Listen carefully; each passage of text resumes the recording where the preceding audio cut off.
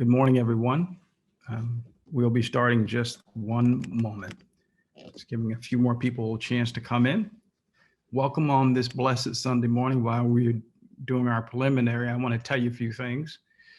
One, this is the third lecture or third conversation, third class in a series of classes on Africa's contribution to the Bible. We'll do some quick review, but before we do that, I want to give you some source information to look at if you want to go further into this. The first book that I want to recommend to you is The Black Presence in the Bible, in the Table of Nations. Is written by a Chicago minister named Walter Arthur McCrae. This book is well respected, well regarded. It was first written, I think, in 1990. This is the fifth edition of the book, or the fifth, I think it's the fifth edition. Don't quote me on that, but I recommend this book. Now, after I did the outline for this for series, I was made aware I received this book actually as a gift for my birthday. And a lot of what we've already covered and what we're about to cover is in this book. And I would say that this person is perhaps more knowledgeable on the topic than myself, has done a more extensive research than I have. But this is biblically based. So, if you, by way of review, we have two components to this course. We start out looking at the biblical information, and then we come back and we see if we can confirm that with any historical, secular, or scientific information. So for that, Black's Presence in the Bible by Arthur McCrae is excellent. I would recommend that you get that. You can get it on Amazon, perhaps any credible bookstore as well. Secondly, this book, The African Origin of Civilization, Myth or Reality. This book is written by Cheikh Anta Diop. He is a person from Senegal. He wrote this book in 1950. This book I was aware of. Some of the information that I've shared with you so far and some of the information that I will be sharing with you actually comes from this source. This is the foundational piece of information that you can draw from to confirm some of the historical data that I've shared with you. I highly recommend this. This is, again, The African Origin of the Civilization. This is Myth or Reality, Cheikh Anta Diop, well-respected author who wrote this book in 1950. Now, again, welcome this morning to our third lecture. Our lecture this morning is on the topic of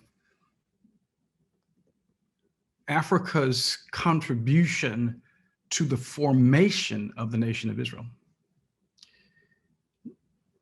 We've already established that all people are Black, or more accurately, all people are descendants of Africa. Everyone on planet Earth today is a descendant of Africa.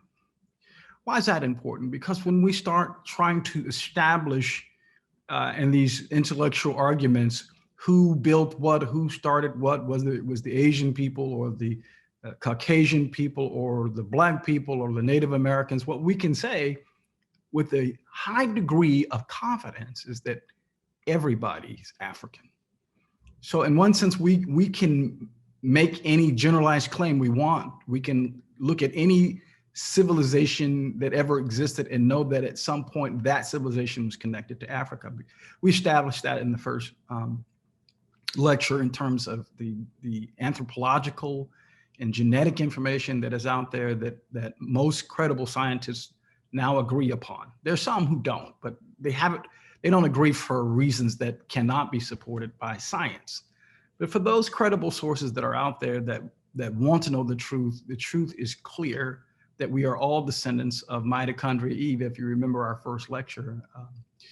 And secondly, there's just the records from, for example, the writer, the first European historian Herodotus. We talked about Herodotus, and that he actually traveled to Egypt, or Kemet. We're going to use that name as much as possible going forward, because we know that those people refer to themselves and their land as Kemet, Kemet, land of the blacks. We showed you that in the Egyptian hieroglyphics, that's how they refer to themselves. I'll talk about why it's important to refer to people in the way that they refer to themselves, as opposed to how their captures or the invaders refer to them. I'll talk about that in just a moment. But by way of review, we learned that Kemet was a black civilization. We showed you the images of the black pharaohs that were found in the tombs and that were found in their art renderings of themselves. So we can say with a high degree of certainty and confidence that at least the ancient Egyptians were black. Now, in terms of why we may see a lighter hue Egyptian people today, well, the short answer is that over time, Egypt was invaded by many different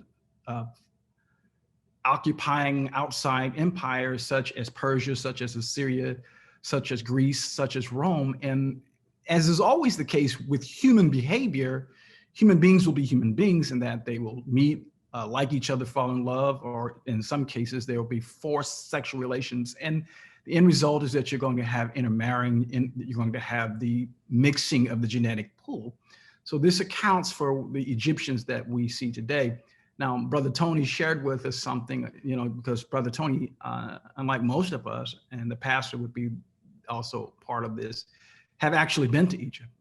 And Brother Tony shared with us last week that when he was there, the Egyptian people told him that they thought of themselves as black. So they know. It's sad that we, black people in this country, we're the ones that are in the dark about who we are and what our rich history has been in the past.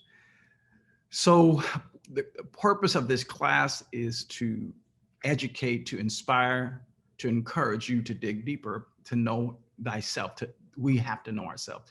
I think the last thing we said, and I'll go now into the material that we're going to touch on today, is that you can't love yourself if you don't know yourself completely. So now I'm actually picking up what is our third session. I'm beginning to look at the material. And Africa and Africans figure largely in the formation of the nation of Israel. Well, let's talk about how. Let's begin with Genesis chapter 12, verse 10.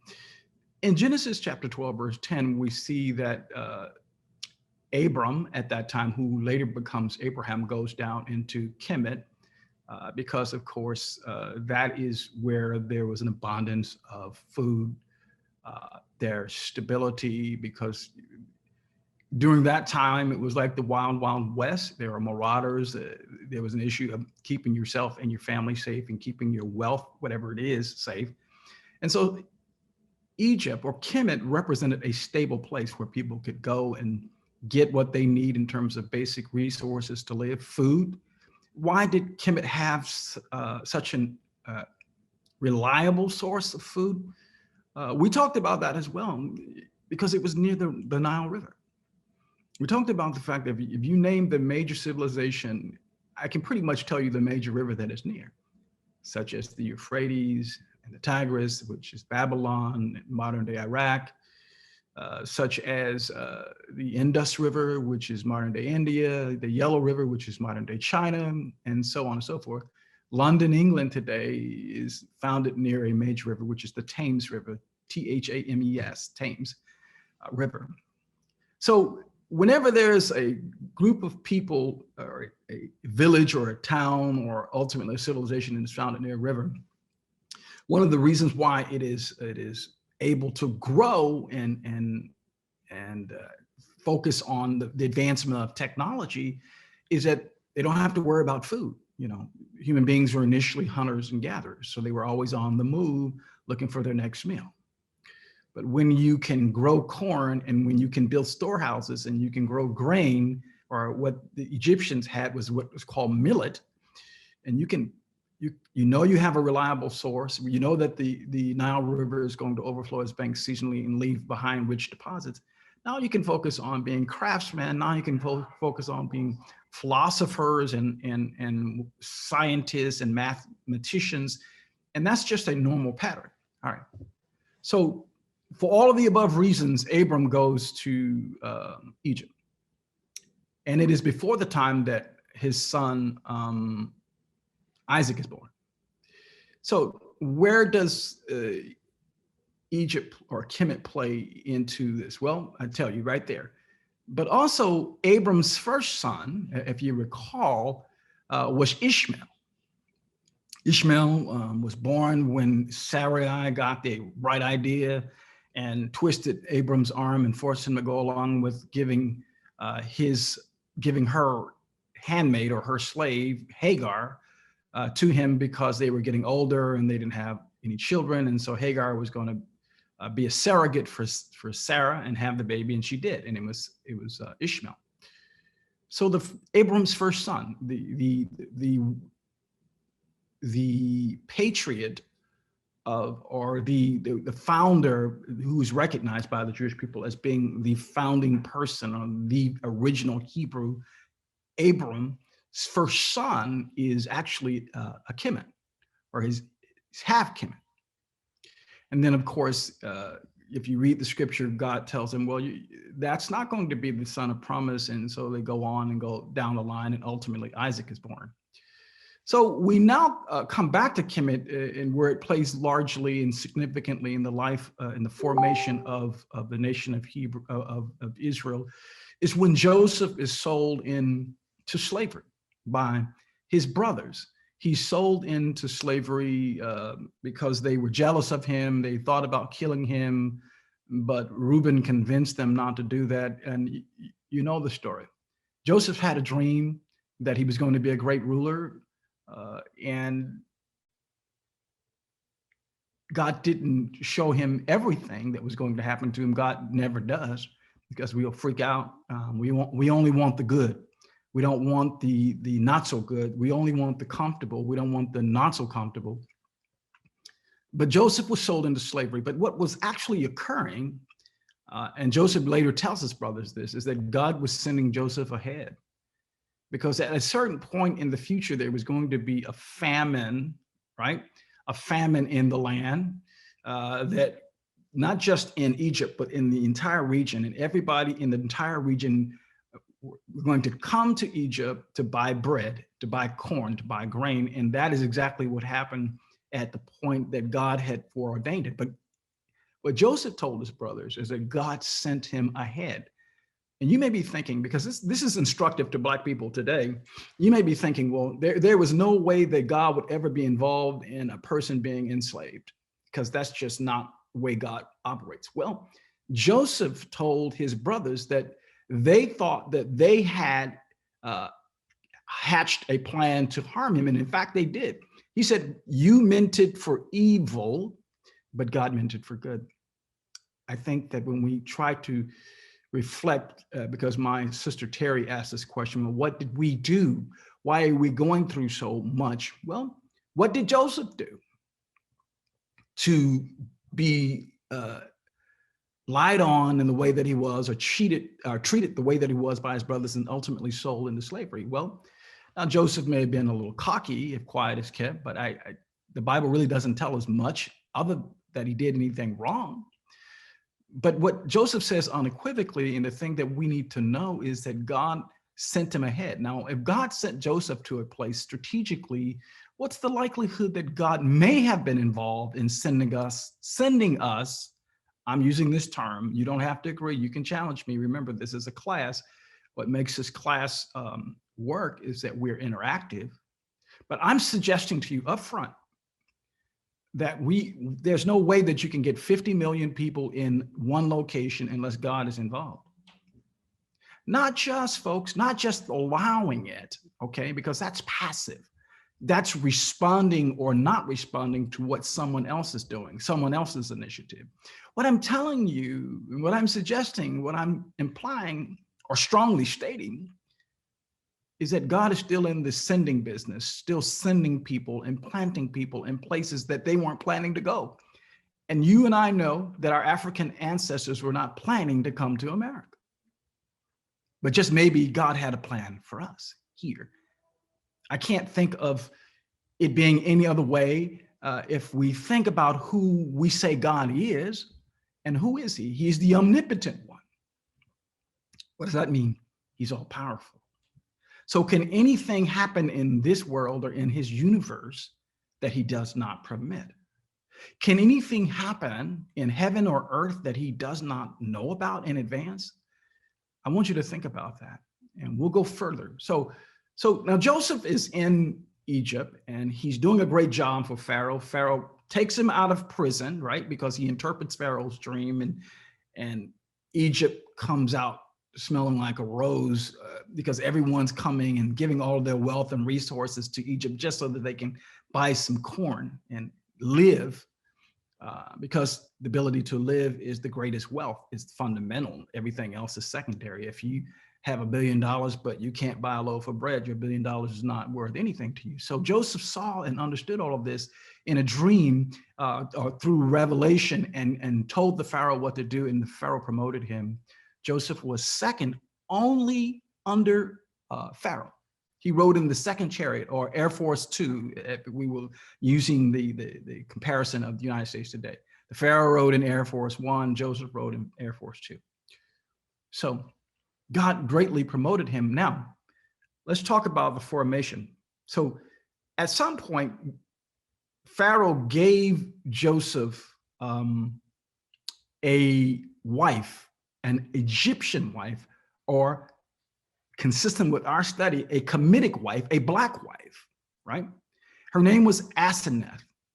And to that union were born two of Joseph's sons, Ephraim and Manasseh. So typically in our minds, in our Bible studies and research, when we think about who Israel is, we think about a group of homogeneous people, meaning same blood, same lineage, no mixture.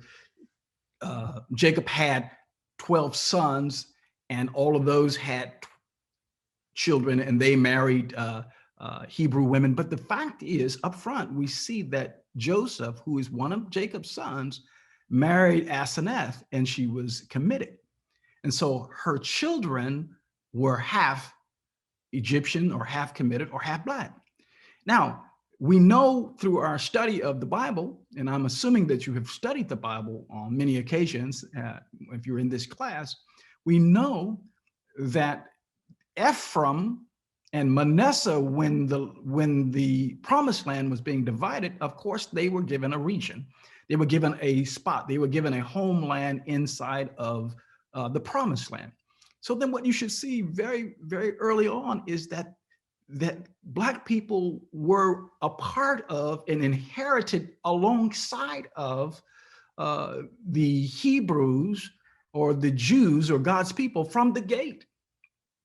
So whenever you think of Manasseh, the tribe of Manasseh, or the tribe of Ephraim, think biracial, think Hebrew and Black, all right?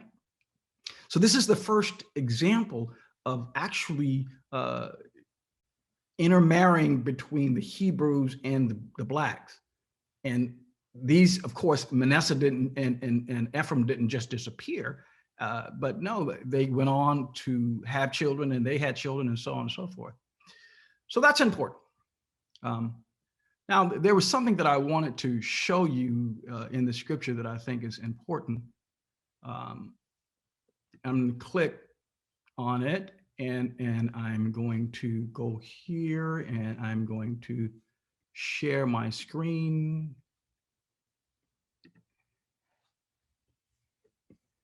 I need to come back, try it one more time. Okay, can you see the scripture? Okay, all right. Can you see Genesis 41 to 45? And Pharaoh called Joseph's name Saphanath Paneah. I only want to focus on this. And he gave him to wife Asenath. So you see where I get this from? That was Joseph's wife. Here's what happens, because this is what happened when we as African Americans came from Africa and we came to this country. We didn't voluntarily come, but we were sent, I'm arguing here, by God for a bigger purpose yet to be disclosed to us. I have some thoughts. I'll share it with you at another time. But let's assume for a moment that we are sent in the same way that Joseph was sent. Even though there were human agents who had ill intent, God was working through the human agent for what he had in mind later. But what Pharaoh did was gave this guy a name. His name was Joseph, but when you go to that name, and can you see that? Clicked on the name, see what it says, actually. I back up one. Joseph gave, the Pharaoh gave Joseph a new name, and that's kind of where I want to focus on just for a minute. And I'll let you hear how the name is actually pronounced. Strong's H, 6847. Saphinath Paneach. So that's Saphinath Paneach. That's Joseph's Egyptian. Second entry, Paneach. Okay. Paneach. All right. Now, but down here is where I want to focus now. This is actually what that name means. Treasury of the glorious rest. It's about money. So I'm going to come back to not sharing my screen. Can you see me only now? One of the means by which your oppressor will try to control you is by giving you a new name. A name that meets his purpose for you. That's why it's important for us to call Egypt Kemet, because Egypt is the name that the Greeks and the Romans gave the Kemetic people, but they called themselves Kemetic. Joseph was his name, but then when he got to Egypt, the Pharaoh gave him another name. And it's interesting because the way that he referenced, the way that he saw Joseph, for all the good that he was doing, was that he was making money for him. Very often, oppression, when in all of its elaborate forms, comes down to someone trying to exploit another person to make money. And that's the point that I wanted to stress here at this moment, that what at the end of the day, what slavery was about was not trying to scientifically prove that Black people were inferior to white people, but trying to justify and rationalize why they were abusing us and exploiting us so that they can make money. Because if you've ever been involved in business, if you've ever started a business, you know that the highest and the most constant cost in operating a business is labor. So if you can reduce your labor cost to zero or very minimal, then your profits grow exponentially. So America was founded on this notion of stealing labor for the purposes of expanding profits exponentially. And when Pharaoh looked at Joseph, what he saw was money. And the name that he gave Joseph reflected that. Let me go on now to talk about Moses. Because now we're talking in this third session about how the African people in the continent of Africa played a large role in the formation of Israel. Between Joseph and Moses, we know from the biblical record that because of the famine, Jacob sent his sons to Egypt to buy grain, to buy corn. And when they came, they had to come to Joseph himself and ask for it. And Joseph recognized them, but they didn't recognize Joseph. And Joseph initially played some tricks on them. I guess he was getting a little bit of get back with them, but eventually he revealed his identity to them, and they were astonished. They thought, wow, we are in trouble. This dude is going to kill us for all of the dirty things that we did to them. And this is where we get the statement, you meant it for evil, but God meant it for good. And then he goes on remarkably to try to calm the fears of his brothers and say, don't hate yourselves, because it wasn't you who sent me here. Well, physically, they actually did, but Joseph says it was God who sent me. And I'm stressing this because part of this lesson is trying to see if we can make heads or tails of our American experience. Why are we here? What is this really about? And Joseph says it was God. So then he tells his brothers to go back and get my brother Benjamin. Then he eventually tells them to go back and get my father. And Jacob was, of course, reluctant to go to Egypt, but eventually he's persuaded because he has a dream. God appears to him in a dream and says, don't be reluctant. I'm going to be with you in Egypt, and I'm going to grow you into a great nation. Now, here's a news flash. Here's a cue. The whole reason for the exercise, the whole reason why Joseph was there, the whole reason why the famine happened, which caused Reuben and his brothers to go. And ultimately, all of the Hebrews, I've heard varying numbers between 66 and 70, but let's say 70 people went eventually to Egypt. Just 70 sheep herders went to Egypt originally. And then they were there for 400 years, consistent with what God told Abram in the 15th chapter of the book of Genesis. And now they've grown from 70 people to 2.6 million, 2.5 million. I've heard as high as 3.5 million. I don't know, but the point is there was some remarkable growth there.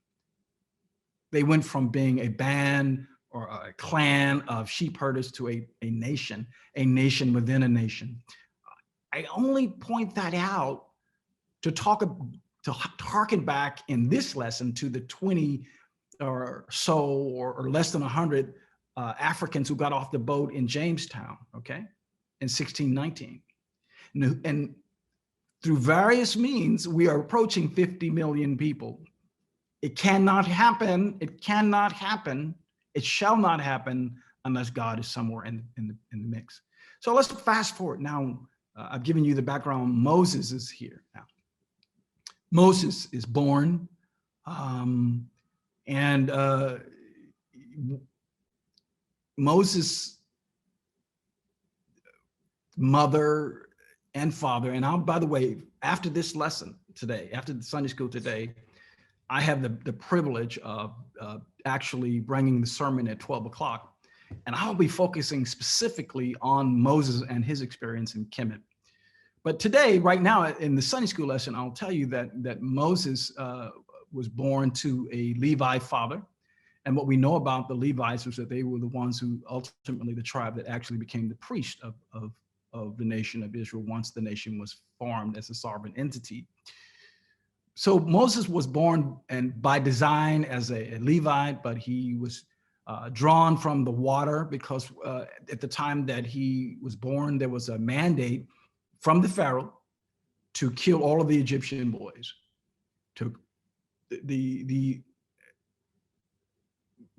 midwives were told to throw them into the river. Now, for the most part, they didn't do that. They did not do that. And the Bible says that God blessed the midwives because they didn't follow Moses, or rather Pharaoh's mandate. Now, let me try to relate that to Black people, because I think what we see, if you study history, is that there are the repeating cycles. Whenever the devil, whenever the opponent, whenever the enemy wants to destroy or to weaken people, he will target the sons of those people. And back in Egypt, of course, there was no difference. He targeted the baby boys. So Moses' family saw something special in him. They refused to follow the edict or the mandate of Pharaoh. And ultimately, at some point, they did put him in the river, but they put him in something that would cause him to float. He was discovered by Pharaoh's daughter, and you know the rest of the story. So Moses is in Kemet for 40 years. What's significant about that, I've talked to some of you about this in the past, that Egypt, they took the best and the brightest minds, and they put them in an exhaustive training program that included religion, philosophy, science, mathematics, medicine, 40-year training program. So is there any wonder, is there any amazement, if you know the whole picture, why Moses was in Kemet for 40 years? He was there training. But at the end of those 40 years, what the Bible tells us is that that Moses, it entered into his heart to visit his brethren, the Hebrews. The Bible doesn't really tell us how Moses came to realize that he was Hebrew. Maybe he knew it from the beginning, because when Pharaoh's daughter initially pulled Moses out of the river, she sent him back to the family so that Moses' mother could continue to nurse him for a certain point in time. So maybe during that time, the family said, look, no matter what happens, bro, you are a Hebrew. Don't ever forget it. No matter how high God promotes you, don't you ever forget who you are and who your people are. And I think that's really a good thing, right? Because there are people who get high and mighty and become wealthy and powerful, and they forget. They forget the humble beginnings from which they started. So, but Moses at 40 years old got in his mind that he wanted to visit his people. And when he visited his people, he observed an Egyptian oppressing Hebrew. He looked this way, he looked that way, and he smote the Egyptian. You know the story. And he thought, well, okay, I'm going to begin this process of delivering my people. I'm going to do it with brute force. I'm ready to serve. But in reality, he wasn't ready to serve. He still had another 40 years of training to go. If you want to look at all of that, that's in the book of Exodus, chapter 5, beginning at verse 1. So where does he go? He goes to Midian. If we look at the genealogy that we've discussed in sessions 1 and 2, we know that Midian is one of those places that is where Black people live. Okay.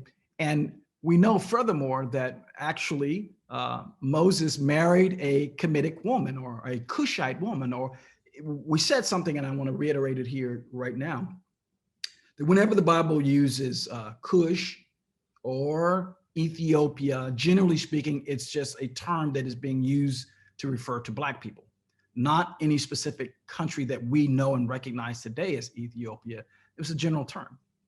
But I want to focus on that because, again, what is our overall focus today?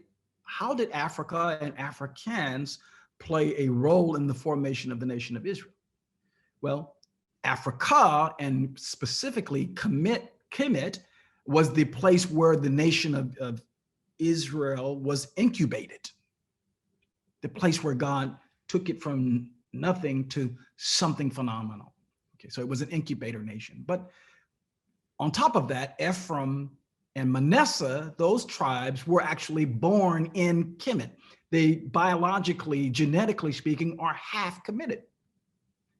And so if you could trace the descendants of Ephraim and Manasseh today and do a very sensitive and exhaustive genetic examination of those people, it's going to lead you directly back to Africa. Now then, we're focusing on Moses. I'm going to go to Numbers chapter 12, and I'm going to again try to share my screen with you.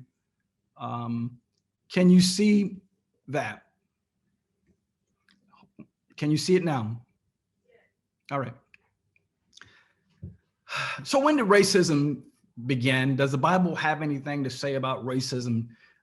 Is there any indications of racism that appear in the Bible? I would argue that Numbers chapter 12, verse 1 is, in my thinking, the first instance of where racism, or something that we would think of as racism or some kind of ism, emerges.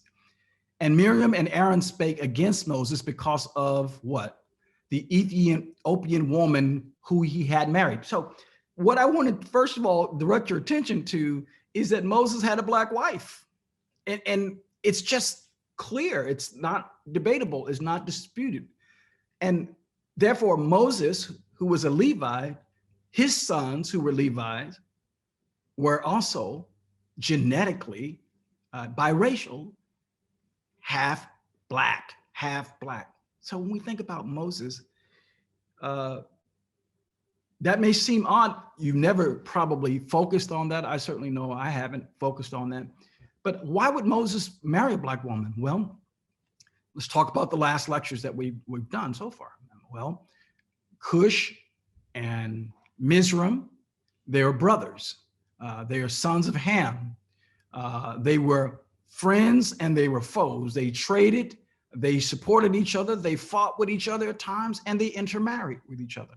So if Moses was raised as a Kemetic prince, he would have had extensive interaction and extensive comfort interacting with Black people. He himself may have thought of himself as Black. But at any rate, it is unmistakable that Moses married a Black woman, and his brother and his sister took issue with him about it. And they said, hath the Lord indeed spoken only by Moses? Hath he not spoken also by us? And the Lord heard it. Now the man Moses was very meek above all the men which were upon the face of the earth. And the Lord spake suddenly unto Moses and unto Aaron and unto Miriam, and he told them basically, come out, you three, the tabernacle of the congregation. And the three came out, and the Lord came down in a pillar of cloud and stood at the door of the tabernacle and called Aaron and Miriam, and they both came forth. And he said, hear now my words. If there be a prophet among you, I, the Lord, will make myself known unto him in a vision, and I will speak unto him in a dream. My servant Moses is not so, who is faithful in all mine house. With him will I speak mouth to mouth. Let me just for time's sake, just get back to what's happening here. So Miriam and Aaron are challenging Moses' authority in general, and specifically they're challenging him and saying that he's somehow disqualified himself because he's married to a Black woman. And God is like, look, let me tell you something. You better do what my servant Moses said, or we're going to have issues. But notice that God doesn't in any way remotely speaks disapprovingly of the fact that Moses had married a Black woman. It was a non-issue. And I say that because in this country, in the United States of America, one of the things that was used to justify segregation is that when the Israelites were going into the promised land, God told them not to intermarry with the Canaanites. But that wasn't about skin color. That was about the culture, the religious culture and practices that they had at the time when they were worshiping other gods. Now, I need to say something because I want to make it clear here that although we're talking about Africa's involvement in the Bible and the African people, I am not remotely suggesting that Black people have never messed up. And I'm coming back to Sister Terry's point. Have Black people messed up? Yes. Well, let's go all the way back to our initial session. If the original Black people, if the original people were from Africa, which is what the genetic scientists tell us, and they were the people on the other side of the flood, then they were Black. And why did the flood happen? Because those people messed up. Who's those people? The Black people. So to be human means that you have the capacity to err. So the Bible is not filled with stories of God working with perfect people, as I've said on different occasions. The Bible is filled with stories about people that are willing to be perfected over time. This is a story about God setting down his standards, his expectations, being patient and tolerant and forgiving and long-suffering. But when you get to a certain point, he's going to lower the boom. But then he's about redemption and restoration. So all of that is included. The Africans were in need of all of that, of his forgiveness, of his grace, of his long-suffering and his patience, and they exhausted all of the same.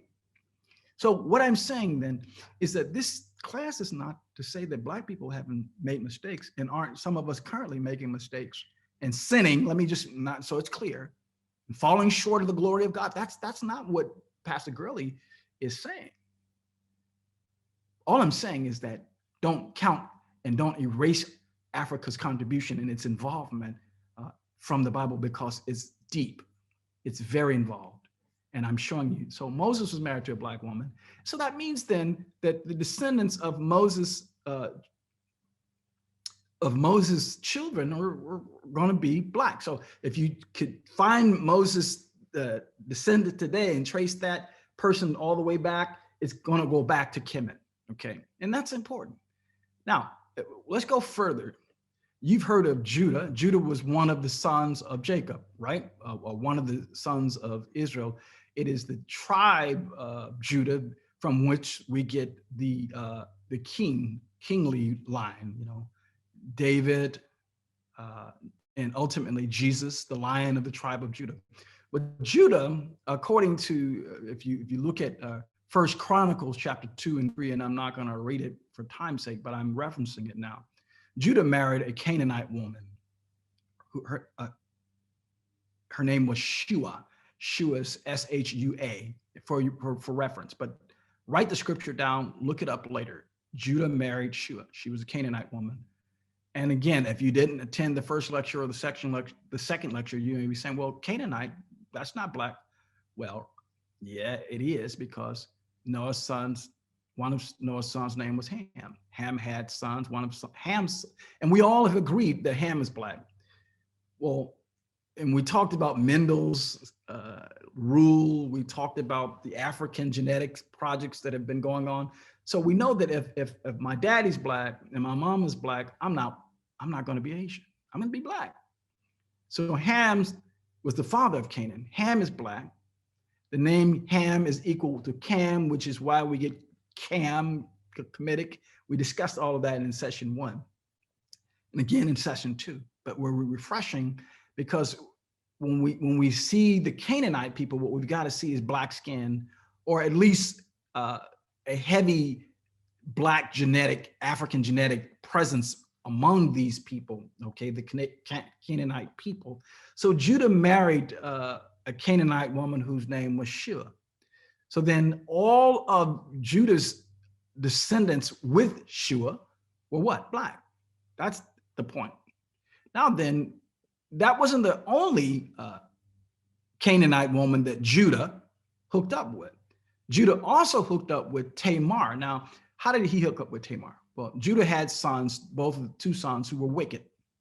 And the tradition in the Hebrew nation was, and it was prescribed by the law, that if a man was married and he didn't have any children, then his widow, and he died, his widow would marry his next oldest brother, so that his brother could have a lineage, and the firstborn child in that relationship or in that union would be the heir of his dead father. But Judah had two very wicked sons who God slew. And when he had his youngest son, what Judah told Tamar, who was the wife of the first son and the second son, wait until he grows to an age of maturity, then I'll give him to you to marry. So Tamar waited, and when the young lad became of age, Judah did not follow through on his promise. So Tamar hatched a plan to trick him. She dressed up as a harlot. Judah comes in and he sleeps with her, and he leaves his bracelet as a pledge that he's going to pay her. We don't even need to get into the fact that this great man of God and many other biblical characters were doing some shady things. That's another lecture. That's another lesson. But this is a recorded fact in the book of Genesis, that he slept with Tamar and she became pregnant. And then when it was made known to Judah, he came out with his righteous indignation and said, she's played the harlot. We're going to have to deal with her. And basically I was going to be stone her, burn her, whatever, until she sent him that bracelet and said, whoever bracelet this is the guy who got me pregnant. And Judah had to relent. So the sons that came from that union also became a part of the Hebrew nation and inherited the Hebrew inheritance in the promised land. So let me just see if I can talk about some things by way of review. One is that typically when we think about the nation of Israel, we think about just this one people, genetically of one particular stock. But what we see also in the book of Exodus, when they actually left the nation of Egypt or Kemet, that they didn't leave by themselves. They left with a multitude, a mixed multitude. That's what the scriptures say. So There were a wide range of people who actually left with them from bondage and traveled with them through the wilderness into their promised land. So who can be considered and regarded to be Hebrews?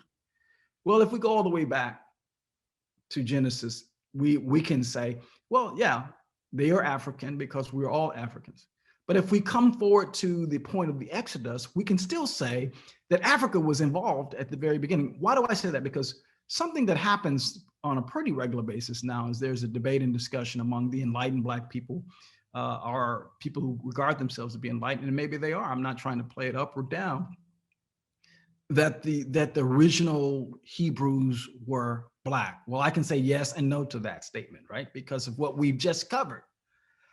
Was there Blackness in the original Hebrews? Well, if we believe what we just read from the biblical sources, the answer is unequivocally yes.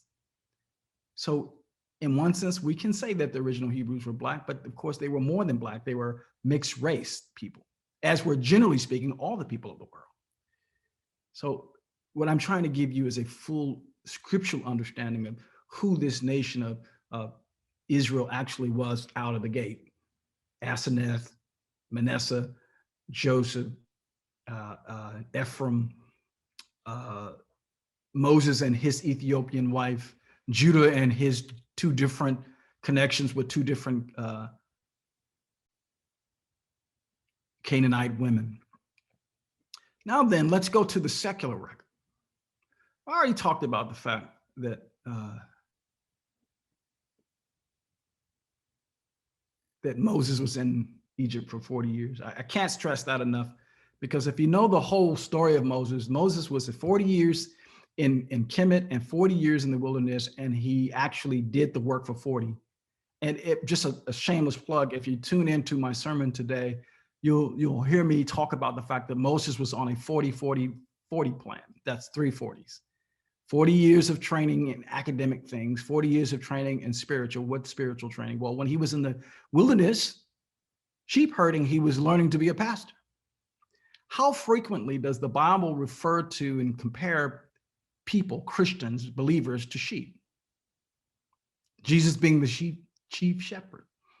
The thing about sheep, one of the things that I've come to understand and know about sheep is that they're nearsighted. They're not able to perceive danger until it's up on them. You know, if you can imagine, I'm looking and I'm squinting and I'm like, are you the wolf? If you get too close, by the time you find out, it's too late.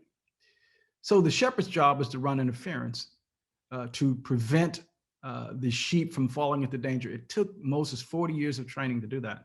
And after he lived 40 years in Kemet and 40 years of learning to be a pastor, he had 40 years of service. Your level of preparation, your extent of preparation is directly related to what God's purpose and God's calling is for you. As I've said to my beautiful daughter and my son, my bright son, and to many others, you cannot compare yourself to others. You can't look at where someone is just because they went to high school with you, or because maybe they went to college with you, and they are further along in their journey, their academic, their family journey, or whatever, than where you think you should be, because you don't know what God's purpose is. Moses was in an 80-year training program to do 40 years of service. The greater the mission, the longer the training. It's just the bottom line. When you think about it, like building a high rise. Some of you are from New York, or some of you visited New York. When they get ready to build a high rise, they'll put some plywood up around a lot, and then for months you won't see anything. But if you can look beyond the plywood, what you'll see is a deep hole. And you may be thinking to yourself as you look into that deep hole, I thought they were going to build a big building here. Well, they are. And you know what? Generally speaking, the bigger the building, the deeper the hole initially before they start building, because you put in the infrastructure. Now, I want to come back to Black people in this country and the experiences that we've had for the 400 years. Well, if you're only thinking in terms of those 400 years, you might think of it in the sense that I'm talking about it today. We are in a hole. We are in a hole. Why? I thought we were supposed to be giants. How did we get from the glory and the splendor of what was Kemet to this whole. My thought, my idea, what I'm suggesting and implying to you is that maybe God is going to build another high rise, something significant, something powerful, something that would cause all of our mouths to drop open here. He is constantly making things, building things, planning things, plotting things. His ways are not our ways. His thoughts are not our thoughts.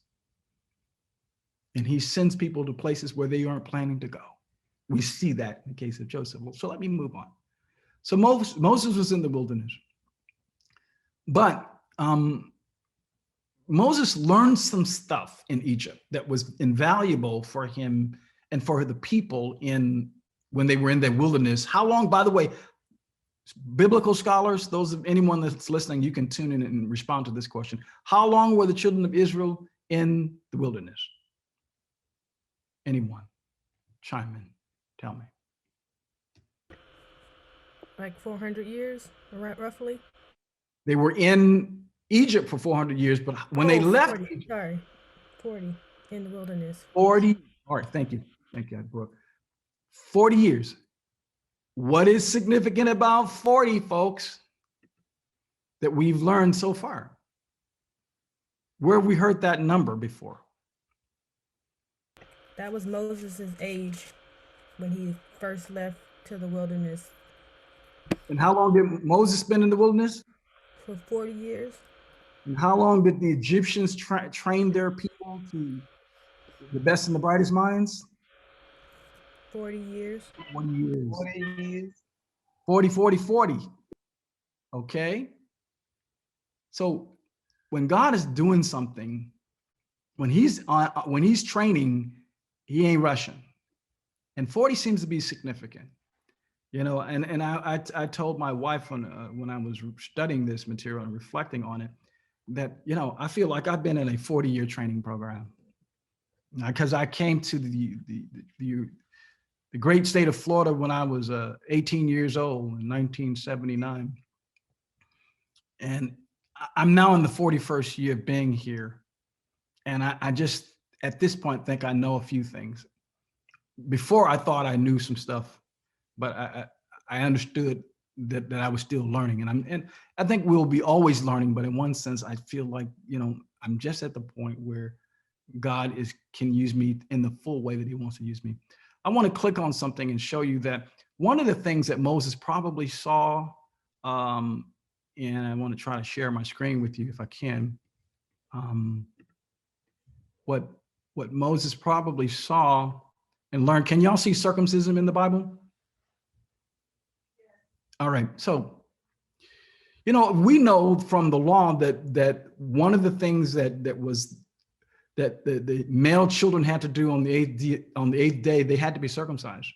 But we also know from reading Genesis that when God entered into a covenant relationship with Abram, he required Abram and all of the male servants that were born in his house to be circumcised, because that was the indicator that they were in relationship with God.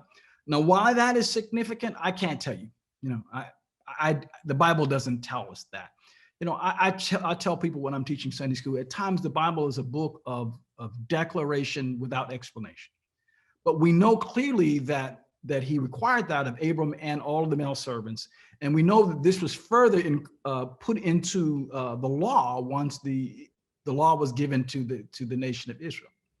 But what I want to say to you is that this thing about circumcision, it certainly wasn't, when God was talking to Moses about it in the wilderness, it wasn't the first time that Moses heard about it, because it long before, as in thousands of years before the founding of the nation of Israel, it was the common practice of the Egyptians, the Cushite people, and the Ethiopian people to circumcise their male sons.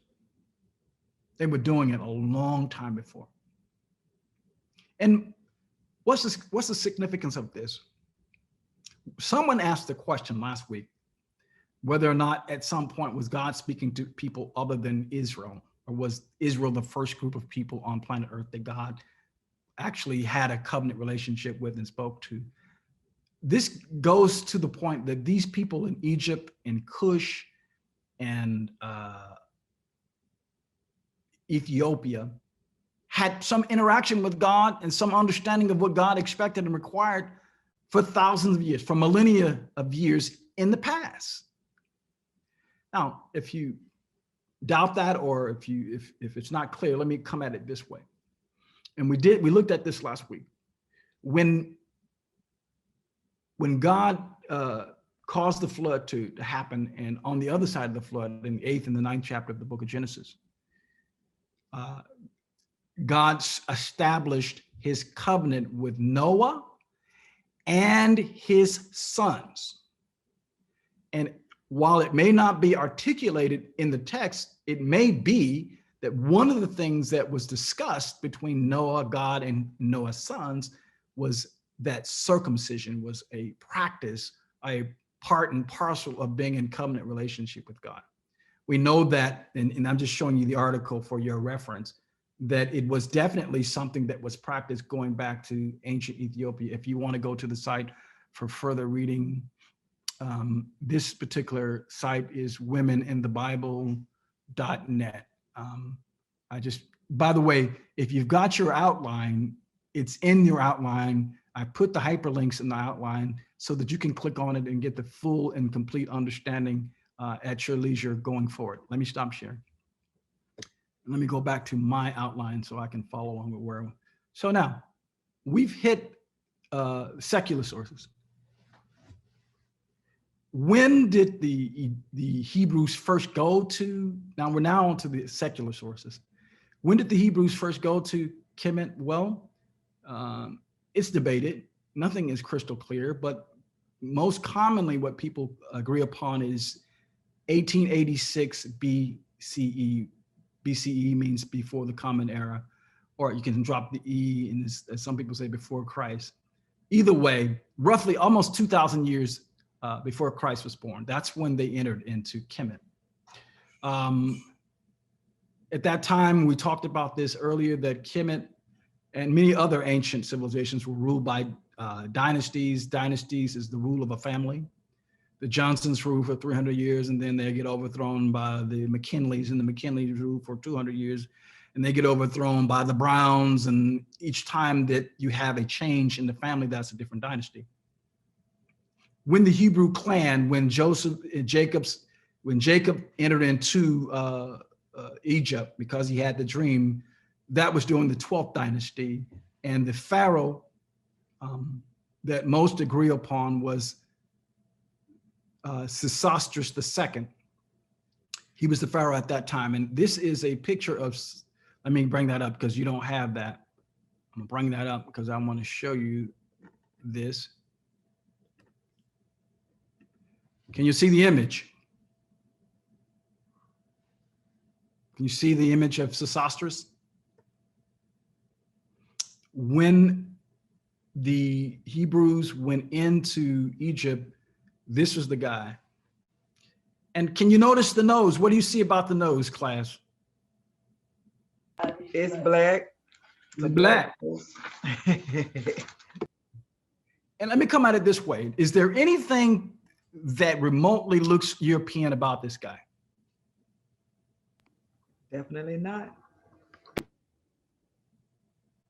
And don't quote me, but this is actually a statue that is taken out or near from his tomb that's now either in London, England in a museum, Munich, Germany, or it might actually be here in New York City in the Met.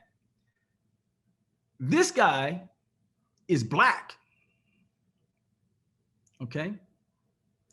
Now, that begs the question, if this is what he looked like, if this is what the pharaohs looked like then that means obviously maybe the people were black, right? That's basically what it begs the question. At the Exodus, can you see that right below this where it says 1446 BCE? That's roughly when it happened. Scholars think, and this, again, there's no agreement on it exactly, but most seem to agree on the date 1446 BCE. The Exodus happened under Pharaoh Tutmos the third. And this is Pharaoh Tutmos the third.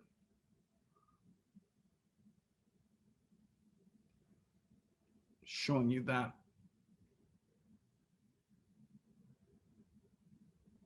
I'm going to stop sharing the screen for now so I can get back to lecturing here with the outline.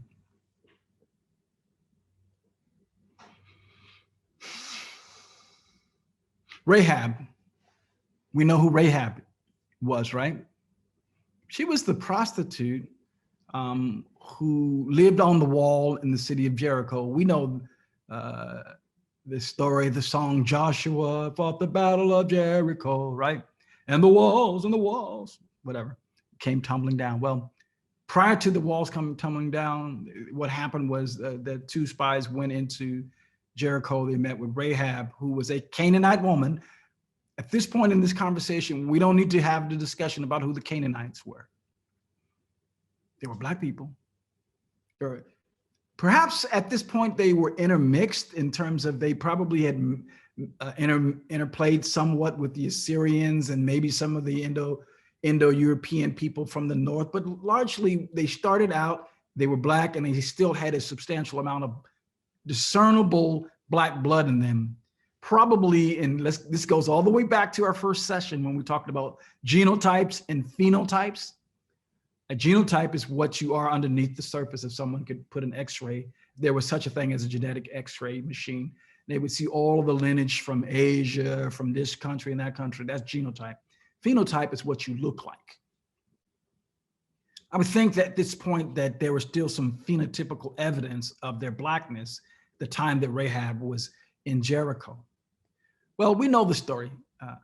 The deal was that you hide us, and when we come back, if your mother and father, sister, brother are in the house with you, whoever's in the house, we're going to save those people. And that's what happened. And then once the city of Jericho was destroyed, Rahab didn't just disappear. She actually ended up marrying a Hebrew man, and they had a son and so on and so forth. And this woman, this Canaanite woman, is actually in the book of Matthew, she's mentioned in the book of Matthew, chapter 1, verse 5, in the lineage of Christ. So when we talk about Black people, African people's involvement in the formation of the nation of Israel, I think this is the ultimate involvement, right? This Black woman is the great grandma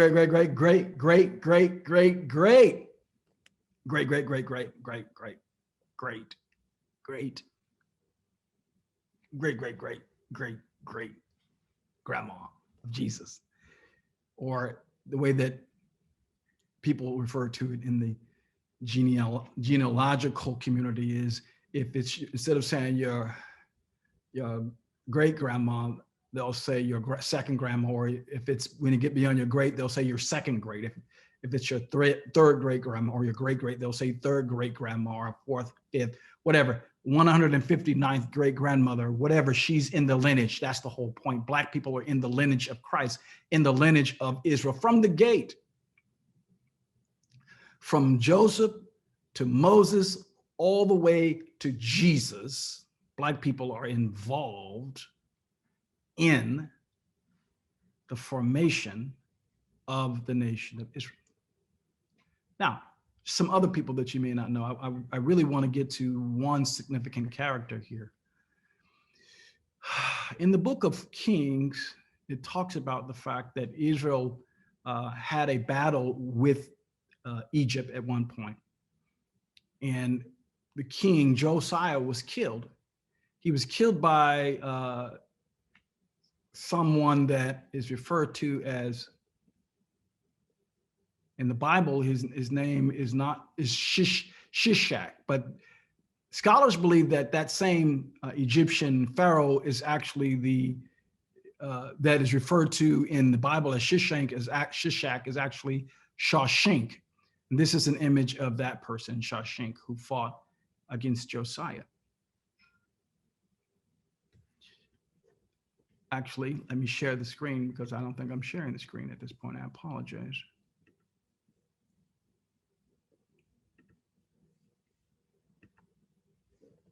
Can you see this guy in Shawshank? That's the guy who fought against Josiah and killed Josiah, the king of Israel. So the Egyptians or the Kemetic people had a mixed experience with the nation of Israel. For the most part, it can be observed that it was a supportive relationship. At times, it was an antithetical relationship, because that's what being a human being is. You love and you fight with and you hate and you do other things and you hang out with the people that are close to you. And Israel was very close geographically to the nation of Egypt. Let me get back to my outline. Actually, let me get back to sharing. Well, no, I'll get back to the outline. I really wanted to go to this passage of scripture because I think I'm going to share this scripture with you. So I want to talk about this one character. This is the last character that I want to talk about that I think is significant to show you how Black people were involved in scripture, and we just never heard it said.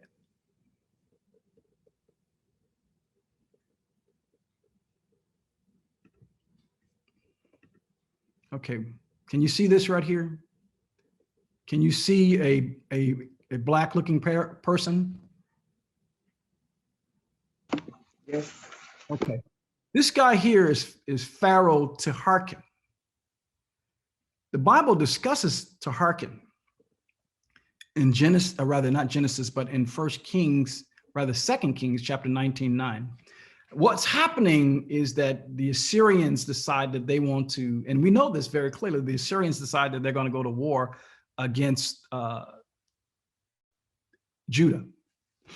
And Hezekiah is freaking out, and he calls on this Egyptian Pharaoh to come and assist him. This is all recorded in Acts chapter 19, verse 5. I think I'm going to actually click on that. Can you see that? You see the passage now? I'll read it. So the servants of the king Hezekiah came to Isaiah, and Isaiah said unto them, thus shall ye say to your masters, thus saith the Lord, be not afraid of the words which thou hast heard, which the servants of the king of Syria have blasphemed against me. So God is telling the king of Judah, Hezekiah, don't be afraid of what this king is saying. But I want to get down to verse 9. That's what's relevant. Because the king of Assyria heard that to hearken. And you see that name, king of Ethiopia. He's referred to as the king of Ethiopia here. But if we go back now to our outline, which I'm going to share again. We go back to our outline, and I'm doing some technical navigating here. Can you see the king again, though, right there? To hearken? Is he on the screen for you? Okay. In the 19th chapter of the book of 2 Kings, he's referred to as the king of Ethiopia, the king of Cush, to be more specific. The secular sources say that this guy was, in fact, the king of Cush, but he was also at the same time the king or the pharaoh of Egypt or Kemet. How do we know that? We talked about the dynasties that existed. We talked about the fact that there were a total, at least 30 dynasties that ruled Egypt over thousands of years. Well, this guy is a part of the 25th dynasty. Unmistakably, unapologetically, demonstrably Black. What happened was that the Egyptians, or the Kemetic people, ruled and dominated Cush for a period of 500 years. 500 years, made them their colony, took their resources. But during that 500-year period, they intermarried with them. They traded with them. But at the end of the 500-year period, the Cushite people rose up and overthrew the Egyptians and actually went into Egypt and set up their kingdom and became the 25th dynasty. The first Ethiopian or Cushite ruler or pharaoh of Egypt was called Pi or Pianke, and this is like Pianki's grandson or great-grandson, T. This guy's mentioned in the Bible. What do you think? What does he look like to you? He's unmistakably Black. There's no one that disputes that. His image is in Munich, Germany, of course. It's in England. It's in museums in Cairo, Egypt, from what I understand. But what's interesting about the 25th dynasty, initially when the Egyptians wrote their modern history, they totally cut the 25th dynasty completely out of their references. They don't even talk about the 25th dynasty because these guys were undeniably and unquestionably Black. And again, it defies everything that many people want to think about of who we are, but we need to know who we are. Sister Tanja, to your point, and I'm going to introduce you to other people in our last session, particularly a guy named Azana. By the way, for homework purposes, for the person to get the silver star for next week, the bonus, I want you to look up the name Aksum, A-K-S-U-M, or it's sometimes spelled A-X-U-M. And I want you to look up the personality of Izana, E-Z-A-N-A. And there's one question or comment or question. I'll get to that in just a moment. Please, for next week.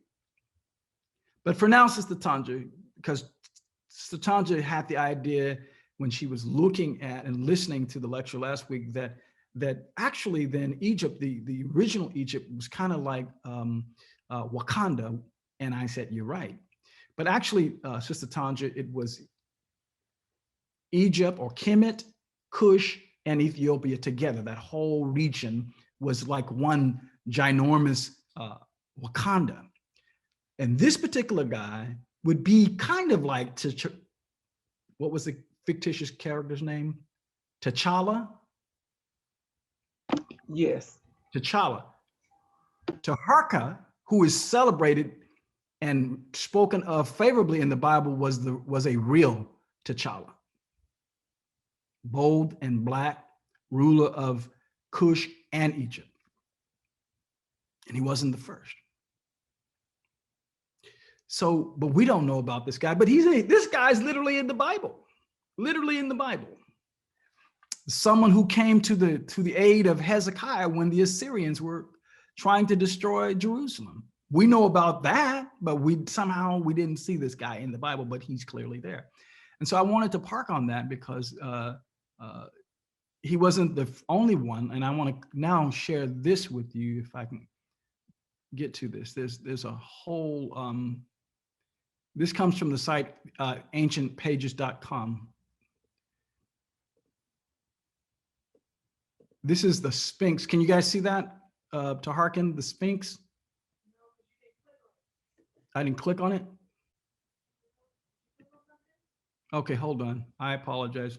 Let's see if I can. I thought I was sharing still. I'm not. What do you see right now?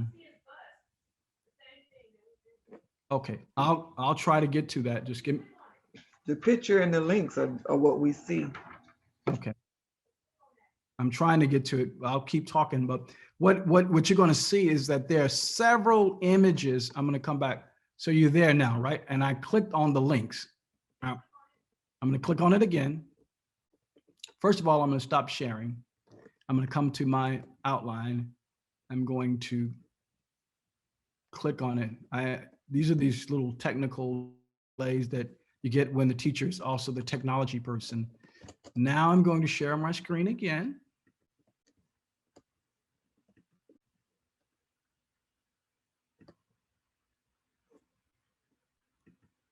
How about now? What do you see? You see the ancient pages? Okay. All right. So I can't tell you which museum this is in, but this is what was brought out of to Harkins too. Now, the Egyptians thought of the cobras as creatures that protected them. If you see in other images of the Egyptian pharaohs. In their crown, they actually have a cobra coming out of the front of the crown, and that's kind of like protection for the pharaohs. This is also a bust. Can you see that? A Sphinx of Taharkin, 25th dynasty. In the 25th dynasty, 690 to 664, that was the time that he reigned.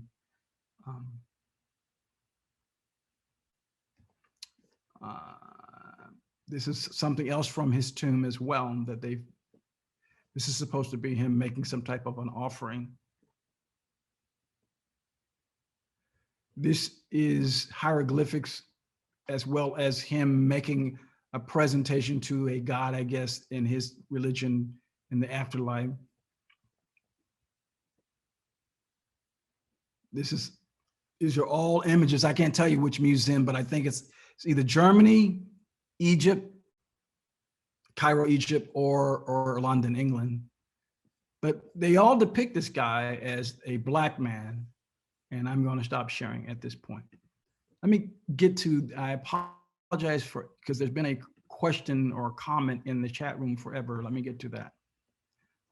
Brooke was just typing in Oxum, and there were some other comments that I overlooked. Let me get back to this. Tanja said, so it's right to say that just as God saw that when Black people pulled together, that they, white people or other people in the world, can see that we can accomplish a lot, as with God seeing that when they tried to build the Tower of Babel. Yeah, they can see, and just humanity can see, that when people get on the same page, Sister Tanja, they can accomplish a lot, anything, virtually anything. One of the things that the slave master did intentionally is that they would not put people from the same tribe in the same location, because that was done to thwart communication, to keep down the possibility that they could get together and communicate and plan. Well, they can't do that today because we all speak English, but they have ways, right? I mean, they put us into different political parties, and they say, well, you can't agree with these group of Black people because you are a conservative, or you can't hang out with this brother because you are a liberal, or you are a Northerner, or you are a Southerner, or you are a light-skinned Black person. You are better than those dark-skinned. They find ways. And the fact is essentially the same, that we are neutralized. We are paralyzed because we don't realize the greatness that lies within us. So much has been done, and arguably, Sister Tanja, much is being done currently, and for the others that are listening, to separate us, to divide us. I mean, it was Jesus, I believe, who said that a kingdom divided against itself can't stand. So the encouragement that I offered, though, today is that we are a people, and that we're on a divine mission, that God has planted us. I'm literally in the process of writing and refining a book that talks about the journey, because I think that this is a divine journey that we're on, and it ends well for us. It doesn't end poorly for us. I'm not a betting man, but if I were, if I had to say something that I wanted recorded in stone for my descendants to hold me to 200 years from now, I would say this thing will end well for us, but not for those who oppose justice, not for those who oppose righteousness, because it's not just a Black thing. Justice and fairness and equality is a God thing, a divine thing. And all of those who are on the side of justice, they will be blessed. And all those who oppose it, no matter how many cannons and tanks and airplanes and aircraft carriers they have and how much money they have, if you oppose justice, you are opposing God. And that is why I feel very confident saying that this will end well for us. So I wanted to introduce you to Taharkin. Let me see what else do I. Other people in the Old Testament that are demonstrably of African descent, the prophet Zephaniah, is the son of Cushi. Or and you look up that name Cush, it means the black. Zephaniah is just one of the Old Testament prophets, but we think of, again, everybody in the Bible, historically, we've thought that either they were white by implication, in terms of the images that we see or the iconography that we see in the Bible, or that they were all Hebrews, when neither is the case. The Bible presents the story of humanity, and there are more than one group of people in humanity. And we know that, of course, on planet Earth. And Black people are in that story. And from everything that we've learned up until this point, Black people were at the beginning of that story. And let me project and say that we will be at the end of the story. When the story ends, however it ends, we'll be there. We'll be there. Let me go forward here. I talked to you about to hearken.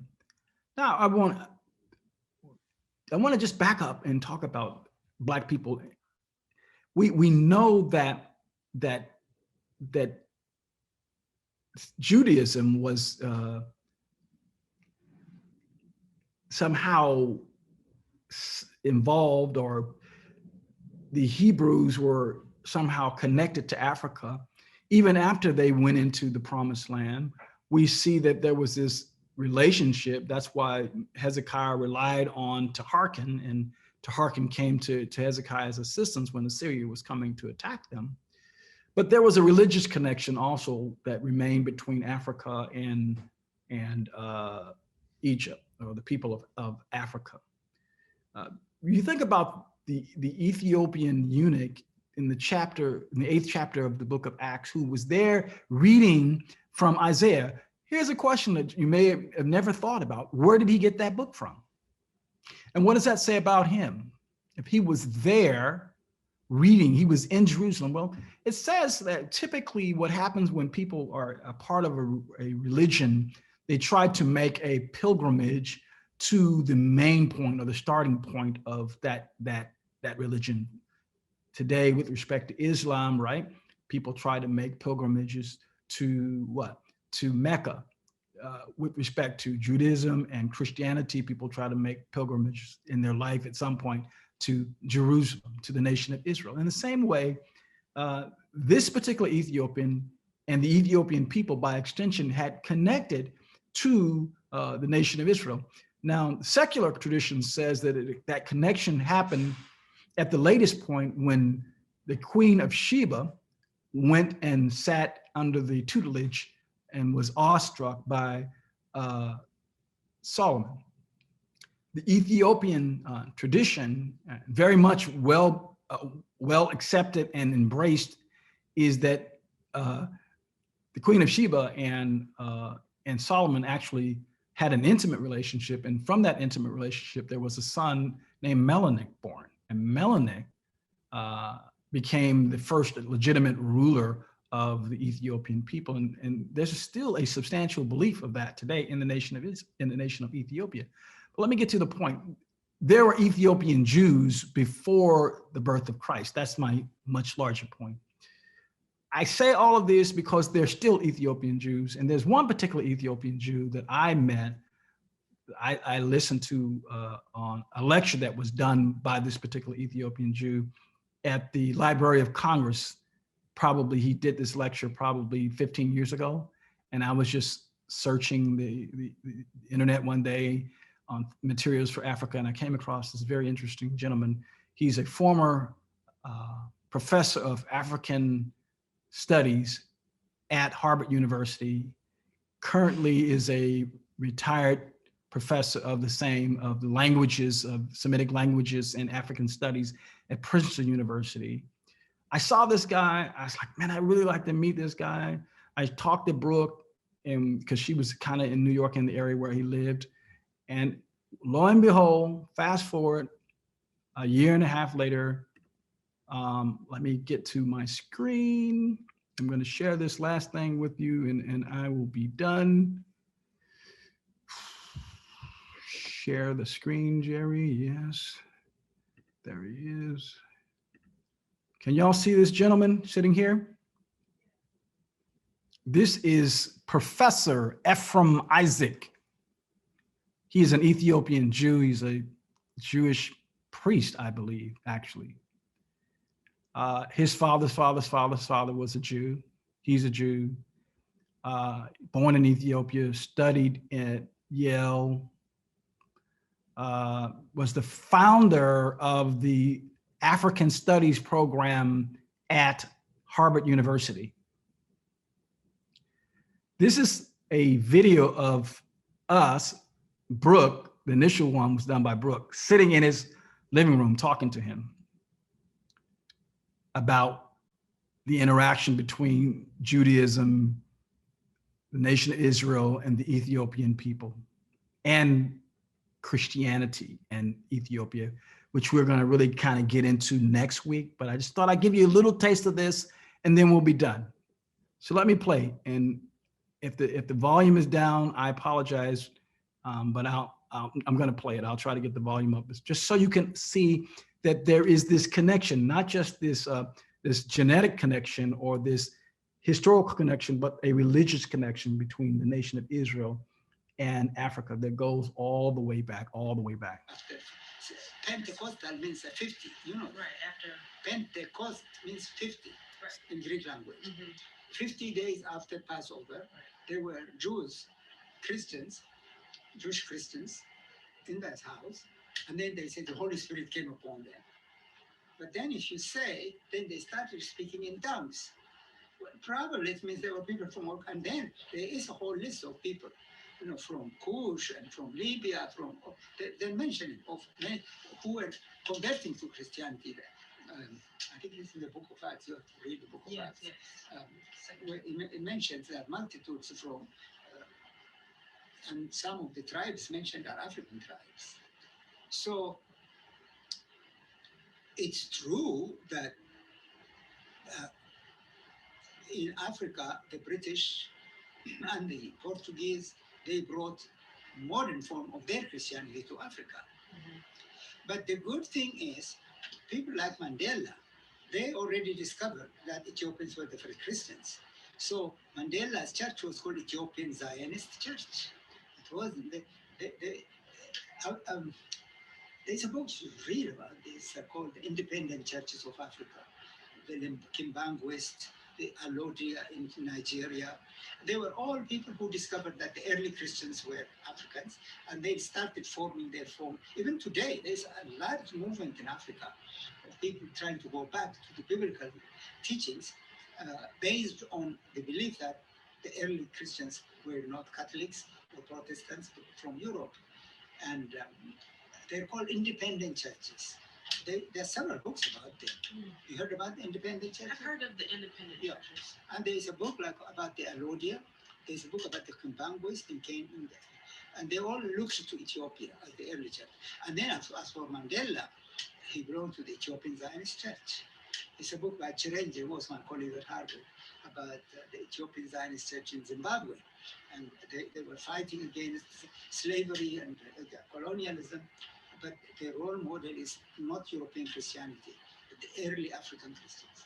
And even the Copts of Egypt. See, unlike the northern Egyptians who were Hellenized, Greco-Roman, southern Egypt, they were related to the Nubians and Ethiopians, and they were among the earliest Christians.